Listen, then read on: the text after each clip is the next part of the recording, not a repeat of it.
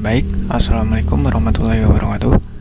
Perkenalkan, nama saya Ridwan Ridwan Nugroho dengan NIM 4611420030. Jadi pada kesempatan kali ini saya akan mempresentasikan atau membahas tentang 8 habits atau kebiasaan yang dianggap efektif seperti itu. Jadi langsung kita mulai saja untuk habit yang pertama.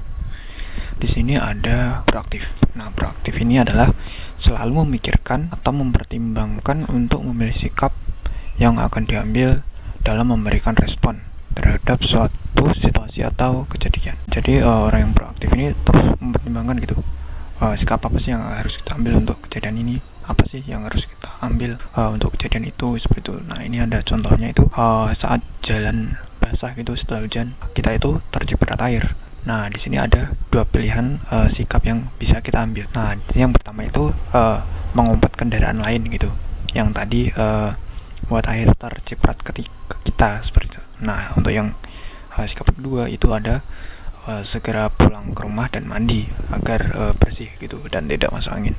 Nah, untuk yang mengumpat ini, ya ini bisa aja dilakukan. Nah, tapi dampaknya itu ke arah yang negatif, karena tidak memberi manfaat apapun gitu kepada kita. Nah, tapi kalau yang B, kita bisa bersih terus terhindar dari masuk angin. Maka orang yang proaktif ini akan mengambil sikap yang kedua atau segera pulang. Lalu untuk kebiasaan yang kedua atau habit yang kedua yaitu begin with the end in mind. Nah, seperti artinya itu memikirkan tujuan akhir dari sebuah aktivitas. Jadi kita kalau ingin melakukan aktivitas apapun, ya kita harus memikirkan dulu tujuan akhirnya dalam aktivitas tersebut gitu, dalam perjalanannya. Nah, kita nggak melenceng kemana-mana. Untuk tujuan akhirnya bisa kita buat agenda seperti itu. Nah, contohnya ini kalau ingin membeli handphone baru, nah, agenda yang bisa dibuat itu yang pertama ya menabung. Pasti coba kalau ini kita nggak tentuin dulu tujuan akhirnya untuk membeli handphone baru, uang bisa habis terus, nggak bakal sempat untuk ditabung. Nah, lalu agenda yang kedua itu jajan secukupnya. Ya kalau biasanya uang saku 5.000 habisnya 4.000, ditabung cuma 1.000. Nah, kalau pas ingin beli kayak gini ya mungkin bisa yang ditabung itu 3.000 gitu, jajannya cuma 2.000. Lalu untuk yang agenda yang ketiga itu bisa tidak membeli barang lain sebelum tujuannya itu terbeli, seperti itu. Kalau nggak nentuin tujuannya kan pasti beli barang lain gitu. Lalu untuk habit yang ketiga yaitu first things first, yaitu orang yang efektif itu mendahulukan aktivitas yang penting namun tidak mendesak. Langsung masuk ke contohnya aja ya. Di sini adalah kalau kita diberi tugas ternyata deadline-nya itu lama, yaitu 1 bulan. Itu ada pilihan aktivitas yang bisa kita lakuin selama 1 bulan tuh. Nah, yang pertama itu sering-sering nongkrong gitu. Soalnya kan deadline-nya masih lama gitu kan, 1 bulan kan lama. Nah, nongkrong kan aktivitas yang nggak penting, terus juga tidak mendesak. Jadi kalau orang yang efektif, ini bakal masuk ke prioritas yang paling belakang. Lalu untuk yang B, di sini kerjain tugas yang deadline-nya mepet dulu. Nah, kalau ngerjain tugas yang deadline mepet itu masuknya ke mendesak dan juga penting. Jadi orang yang efektif biasanya akan mengerjakan yang B dulu. Lalu yang C itu ada menyicil tugas sedikit demi sedikit. Nah, kalau orang yang efektif itu biasanya melakukan yang B dulu, kerjain tugas yang deadline mepet, terus menyicil tugas. Nah, baru kalau ada sisa waktu, nah baru nongkrong. Seperti itu. Itu orang yang efektif. Lalu yang selanjutnya ada habit berpikir menang-menang atau think win-win. Di sini untuk deskripsinya itu apabila memungkinkan berusaha agar tidak ada pihak yang dirugikan terhadap setiap tindakan yang dilakukan. Jadi ya langsung contohnya aja ya. Kalau kita beli motor bekas, nah tapi knalpot dari motornya itu rusak. Nah, ada tuh dua pilihan, yaitu ganti knalpotnya dengan knalpot racing atau kita ganti knalpotnya dengan knalpot yang standar. Nah, kalau orang yang berpikir menang-menang, udah pasti dia akan mengambil yang ini, yang ke B, itu mengganti knalpotnya dengan yang standar. Tapi kalau orang yang berpikir untuk kepentingannya diri sendiri, nah dia pasti bakal milih yang knalpot racing. Kenapa ya?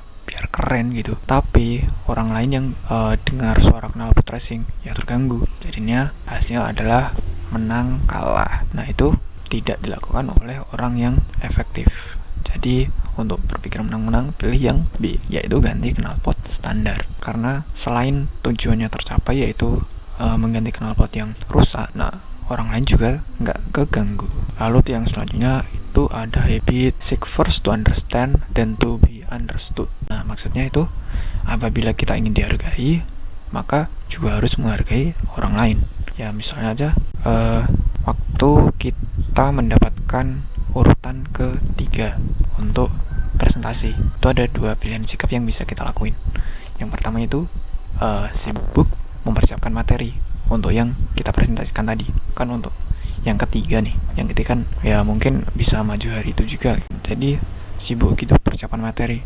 Waduh, ini kalau nanti kurang gimana? Nah, tapi kalau orangnya efektif itu mendengarkan dengan seksama karena mereka ingin diperhatikan. Jadi mungkin nanti kalau kelompok yang pertama atau yang kedua itu udah selesai, orang yang efektif bakal bertanya gitu, dengan harapan nanti kalau orang yang efektif itu presentasi, dia juga bakal ditanya. Nah, kalau ditanya kan berarti kelompok 1-2 juga memperhatikan. Ya, walaupun mungkin motifnya keliru gitu. Soalnya motif balas dendam kan. Soalnya mereka ditanya, kita harus tanya balik juga dong gitu. Lalu habit yang selanjutnya ada synergize, yaitu bekerja sama dengan orang lain itu bisa membuat hasil pekerjaan menjadi lebih bagus atau lebih cepat. Nah, misalnya aja nih, kalau kita naik mobil, ternyata mobil yang dipakai itu tiba-tiba mogok. Nah, itu ada dua pilihan. Yang pertama itu ya coba-coba perbaiki sendiri gitu. Kemungkinan untuk bener ya memang ada, tapi hasilnya kan nggak tentu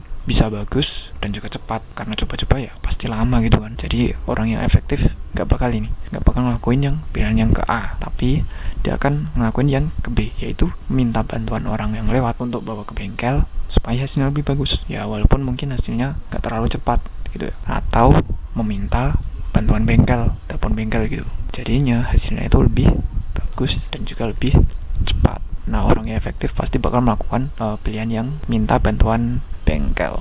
Lalu habit yang selanjutnya ada serpent saw, yaitu berusaha mempertahankan kemampuan atau bahkan melatih kemampuan tersebut setiap hari seperti itu. Nah, di sini contohnya itu ada anak namanya Andi gitu. Nah, punya hobi menggambar tuh SD. Nah, Andi ini juga sempat menjuarai beberapa lomba tingkat kecamatan. Tapi waktu SMP, nah dia udah bosan tuh buat menggambar. Ada dua pilihan. Yang pertama, cari hobi baru aja, atau cari hobi baru tapi ya masih gambar. Udah tentu dong, orang yang efektif pasti bakal pilih yang B. Kenapa? Ya karena yang B ini selain bisa belajar hobi baru, dia juga masih mengasah yang skill menggambarnya. Jadi bisa dapat dua skill. Tapi kalau yang B kan cuma dapat yang hobi baru aja, tapi yang menggambar ya masih stuck di situ, yang nggak jadi bagus. Tapi kalau yang B, selain hobi barunya bagus, hobi menggambarnya juga masih bagus. Lalu untuk yang terakhir yaitu habit suara. Nah, ini adalah mencari potensi diri untuk kemudian bisa mengilhami orang lain. Nah, misalnya kita memiliki ide untuk membuat aplikasi sampah. Ini kita sudah menemukan nih potensi diri kita itu bisa ngoding, dan juga potensinya adalah sampah di rumah itu penuh karena bingung. Jadi kita buat aplikasi gitu. Potensinya itu kita bisa coding dan juga membuat aplikasi sampah, sehingga apabila sampah di rumah penuh hanya perlu membuka aplikasi. Nah, ada dua pilihan. Yang pertama itu melakukannya diam-diam saja dan langsung publikasi di Play Store. Ya sebenarnya ini masih benar, mencari potensi dan menemukan potensi untuk membuat aplikasi sampah. Tapi potensi tersebut tidak mengilhami orang lain gitu, karena ya diam-diam aja, diam-diam langsung publikasi aja. Ini masih kurang tepat. Nah, tapi kalau yang B itu mensosialisasi kepada masyarakat desa sekitar untuk mencoba aplikasi sampah. Selain ini bisa potensinya terbangun untuk membuat aplikasi, dia juga mengilhami orang yang di sekitar. Begitu. Jadi tadi adalah 8 kebiasaan untuk orang efektif yang bisa diterapkan oleh kita sehari-hari. Untuk kurang lebihnya mohon maaf. Wassalamualaikum warahmatullahi wabarakatuh.